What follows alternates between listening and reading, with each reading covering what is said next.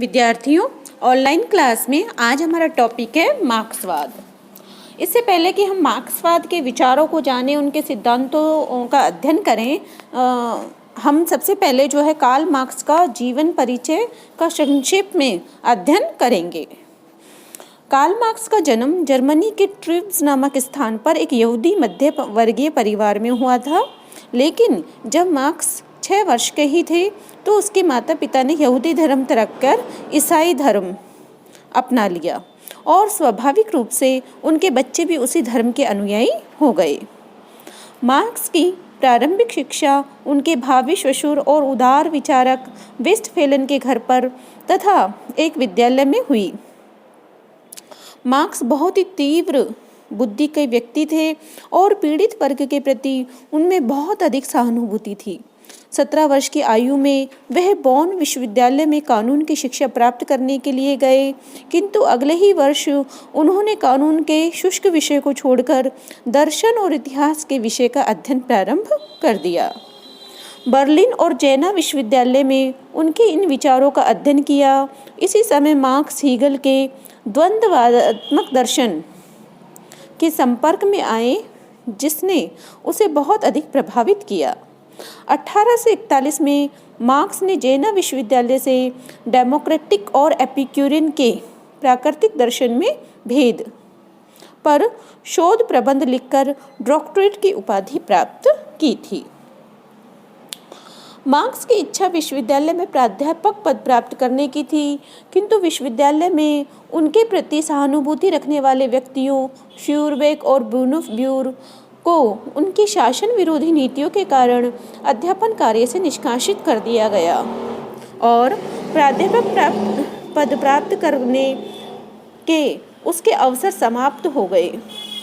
अक्टूबर 1842 में मार्क्स एक उदार और प्रजातांत्रिक विचारधारा वाले समाचार पत्र रिंच जितुंग का संपादन बन गए और शीघ्र ही उसने एक प्रभावशाली राजनीतिक पत्रकार के रूप में ख्याति प्राप्त कर ली।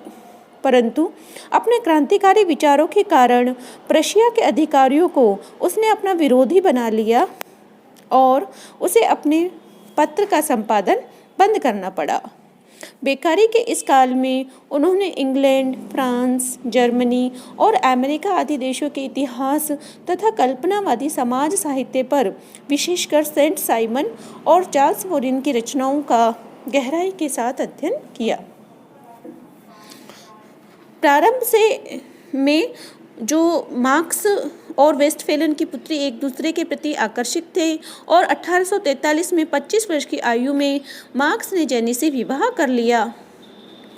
मार्क्स ने के द्वारा जो अपने पेरिस में जो है प्रूदो और बाकुनिन जैसे अराजकतावादियों के संपर्क में आए और उन पर अराजकतावादियों का पर्याप्त प्रभाव पड़ा।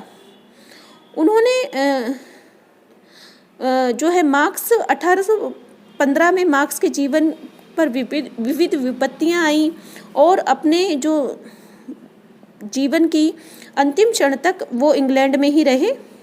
मार्क्स का परिचय उद्योगपति एक एंजल से भी हुआ और उस परिचय मित्रता के रूप में परिणित हुआ और कार्ल मार्क्स तथा एंजल की मित्रता 19वीं सदी की सर्वाधिक प्रसिद्ध साहित्यिक मित्रता बन गई।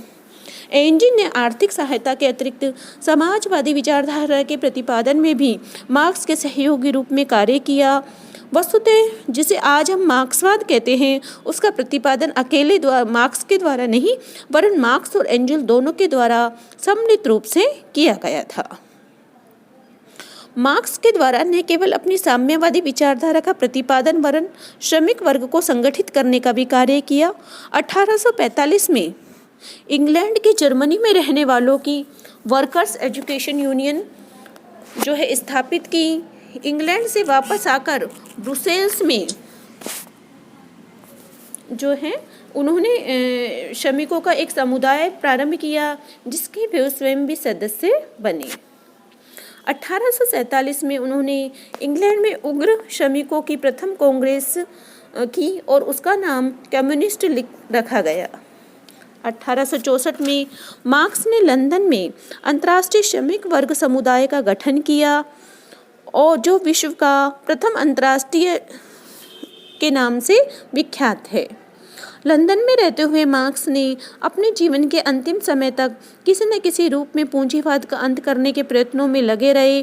1883 में मार्क्स का देहावसान हो गया, किंतु उसकी मृत्यु के बाद जो शव संदेश पढ़ा गया उसकी कुछ पंक्तियां थीं।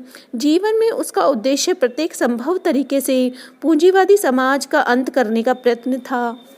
संघर्ष उनके जीवन का प्रमुख तत्व था और उसने ऐसे अदम्य उत्साह, साहस और सफलता से संघर्ष किया जिसकी बराबरी कोई नहीं कर सकता।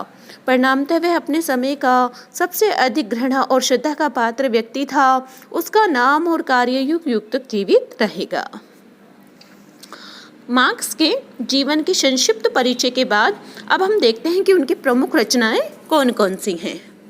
पहली है हीगल की अधिकार संबंधी धारणा की आलोचना की प्रस्तावना, an introduction of the criticism of Hegel philosophy of right.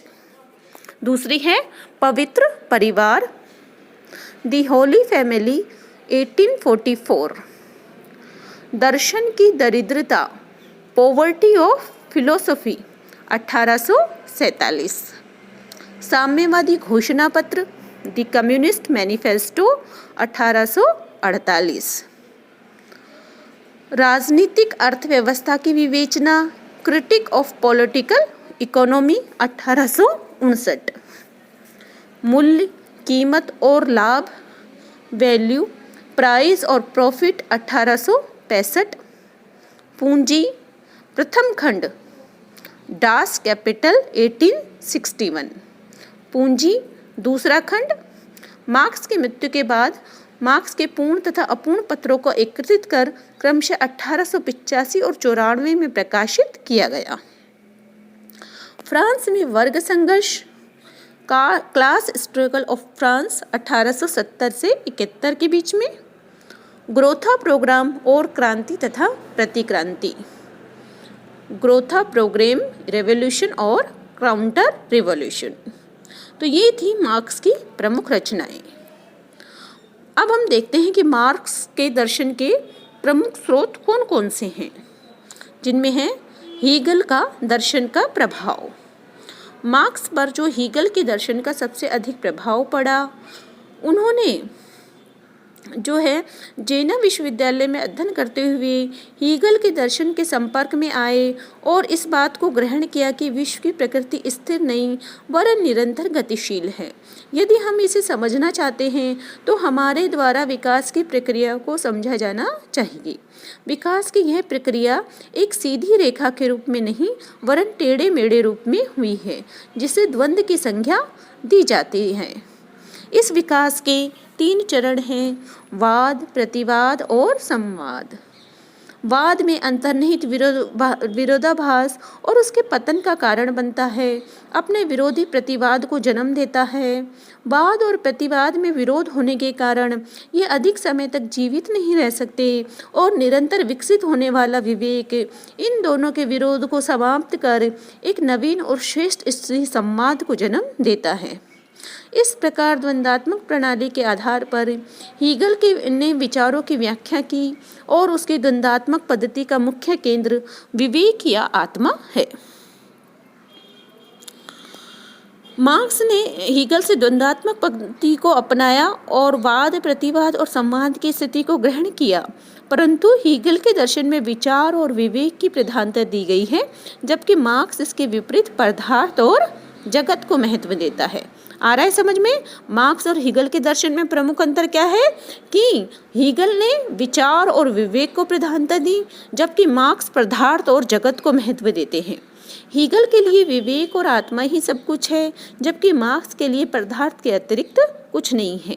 Marks का विचार है कि समाज की आर्थिक व्यवस्था ही सारे सामाजिक संगठन, साहित्य, कला और विचारों को जन्म देती है।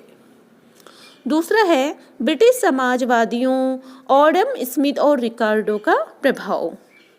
मार्क्स पर ब्रिटिश समाजवादियों विलियम थॉमसन, टॉमस हॉजकिंस और रॉबर्ट ओवन का भी प्रभाव पड़ा है।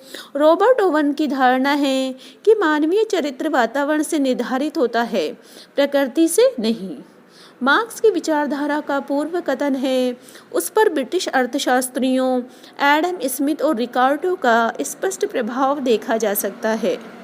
एडम स्मिथ और रिकार्डो ने सबसे पहले मूल्य के श्रम सिद्धांत का प्रतिपादन किया था।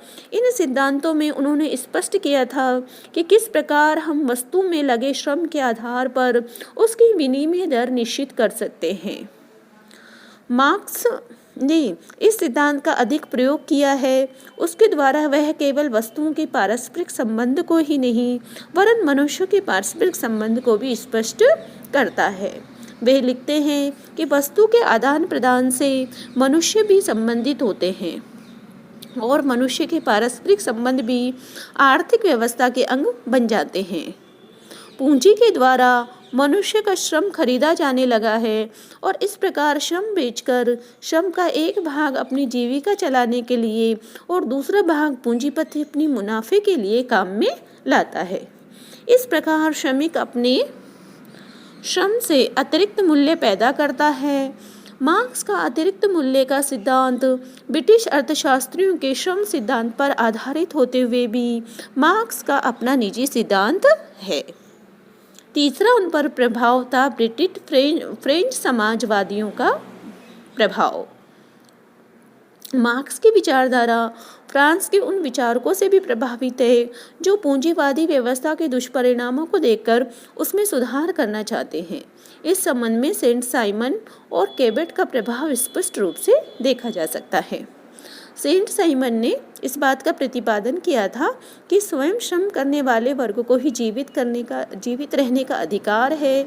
मार्क्स ने अपने दर्शन में इस आधारभूत विचार बना लिया।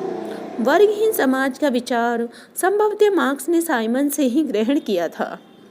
मार्क्स केबेट के विचारों से भी प्रभावित थे। 1847 में साम्यवादी लिंग की स्थापना करते हुए समाजवाद के स्थान पर साम्यवाद शब्द का प्रयोग उन्होंने केबेट के विचारों से प्रभावित होकर ही किया था। इसी प्रकार कुछ फ्रेंच समाजशास्त्रियों ने वर्ग संघर्ष की भी चर्चा की थी। मार्क्स ने इसे अपने दर्शन का आधारभूत तत्व बना लिया। मार्क्स ने वर्ग संघर्ष को बड़ा महत्व दिया और कहा कि विश्व का समस्त इतिहास वर्ग संघर्ष का इतिहास रहा है। तो इस प्रकार विद्यार्थियों, आज हमने मार्क्स के जो संक्षिप्त जीवन परिचय, उन पर पड़ने वाले प्रभावों, उनकी रचनाओं का अध्ययन किया। आज की वीडियो में इतना ही अध्ययन करेंगे। धन्यवाद।